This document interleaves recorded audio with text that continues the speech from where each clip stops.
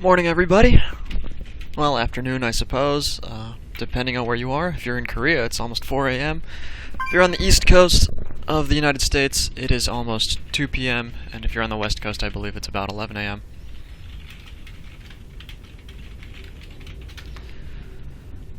So here we go. We're going to jump into the next game. And,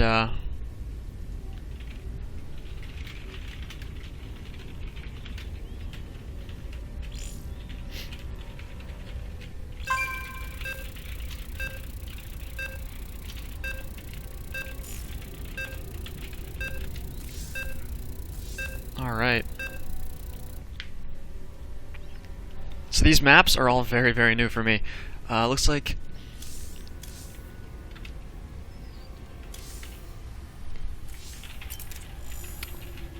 Hello everyone, this is ButteryGreg, and I'm here with the NASL Team League Qualifiers. This match is a round 1 match between Team Legion and EP. I don't actually know what that stands for. I probably should have asked their manager beforehand, but I'll get it from him after this game for sure. And we've got Catechin versus LgNBoSs this game. So we have Catechin spawning in the top left as the yellow Zerg, and his opponent, who was victorious in game 1. Sorry I didn't get to stream that one for you guys, but hey, we're starting here in game 2. In the bottom right, we've got Boss as the red Protoss. This is a 2-player map, and like almost all of the NASL maps, I know nothing about it. So we're going to get to explore this map together and learn about it. It is a PvZ, so as Boss is doing, this map does support Forge First Expand. We can see that the choke at the natural here is a little bit shorter than the pylon power radius, so that we know we can do a Forge First, basically, and get a good wall off with our buildings. At the same time, that suggests that Zerg is probably going to go for early expansion, maybe a 15 hatch. He might do, say, 15 pool, 15 hatch, or 17 hatch, or whatever.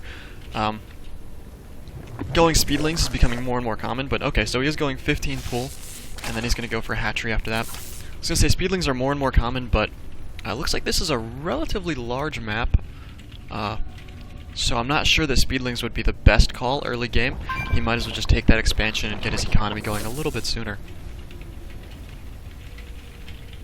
In any case, though, looks like Boss is for sure going to be going Nexus first. Oh no, he's going Forge first. As I say, it's weird that he's gotten a 17 supply before doing anything, but Forge on 17, and then a Nexus afterwards. He's microing his probe really hard to block this expansion here.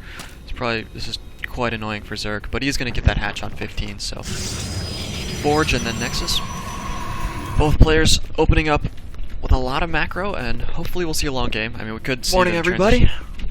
Well, afternoon, I suppose. Forgot the volume on my stream. I look like a noob, but in any case, now I'm all caught up, and I know that the stream's working. That's always good. What was I going to say? It looks like both players are kind of setting up for a macro game by going for these aggressive expansion openers. And although there were a couple of hiccups in both players' strategies, sort of as we're getting into things, 4-minute mark, everything looks pretty much right. It looks kind of like you would expect in a Forge First. Looks kind of like you would expect in a 15-15.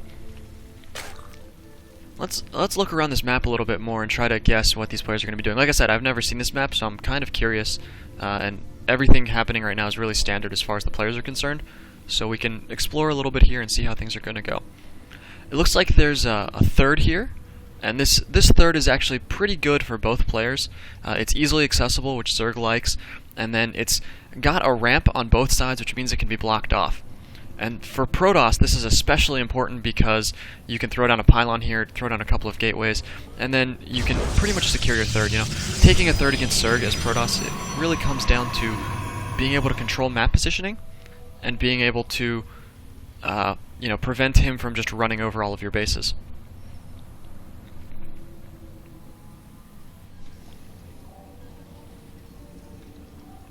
So let's see here. Neither player's really made any tech decisions.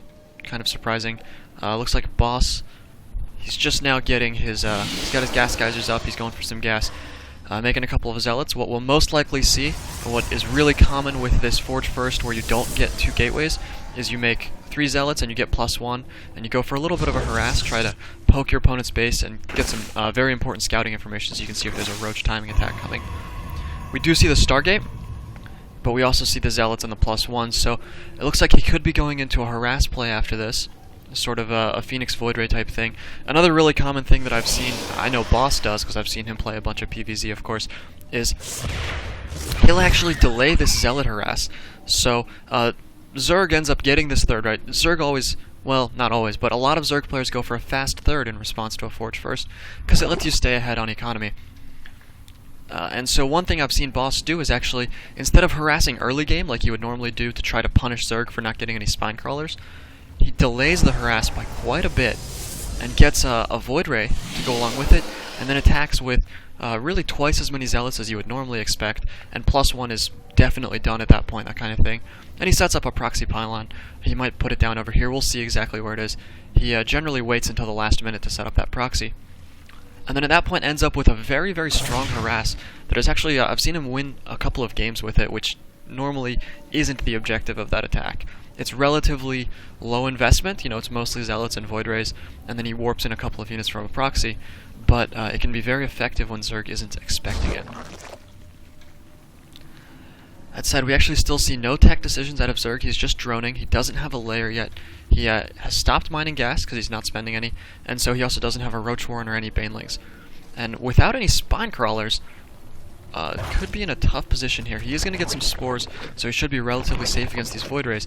But remember, this harass is going to come with zealots and a Void Ray, so we're going to see the opportunity for a ground attack that can handle these spore crawlers, and then the Void Ray can move in and begin attacking units without anything to defend against it.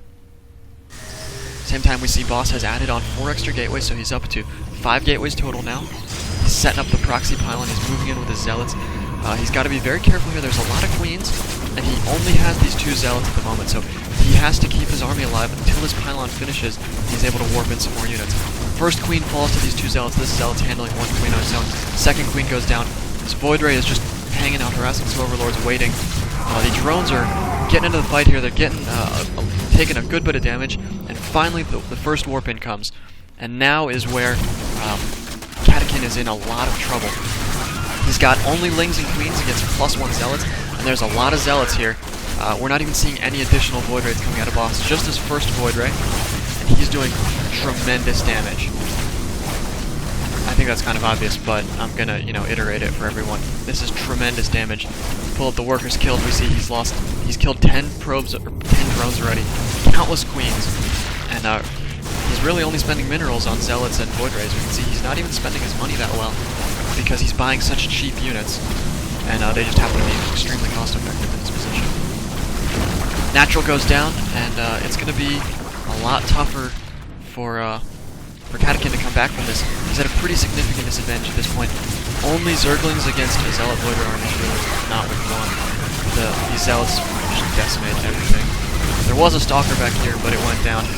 I don't think he's going to make any more Stalkers. It's going to be 100% Zealots now. Back at home, we see he is transitioning to a Twilight Council.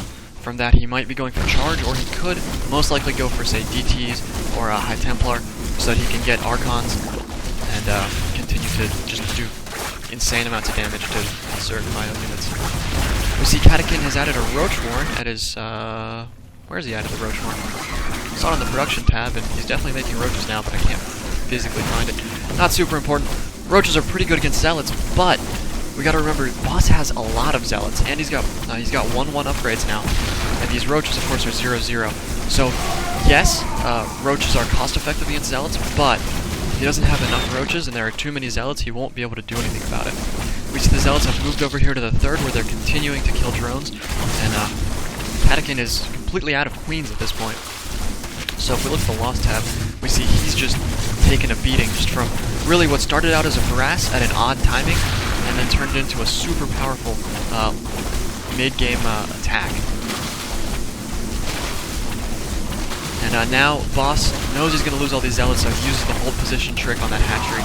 Takes down the third, and at this point, Catechin has really been reset to a 1 base position. He can re-expand, he's got a lot of drones, of course, but he's going to lose a lot of income by not being able to mine 3 bases at once until he gets those hatcheries back up.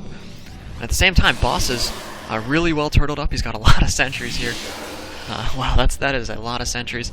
He probably could have just reinforced with some Void Rays and maybe tried to force the game, but he's diversifying his tech. He's got his Twilight Council. He hasn't started any of these upgrades, but he's added a Robo. He's going to get Immortals to deal with these roaches, a lot of sentries and a lot of stalkers. I wouldn't be surprised to see him get Blink next, because that generally goes really well with Stalker Immortals against roaches. And then he's probably going to take a third and move out for the Death Blow in the near future.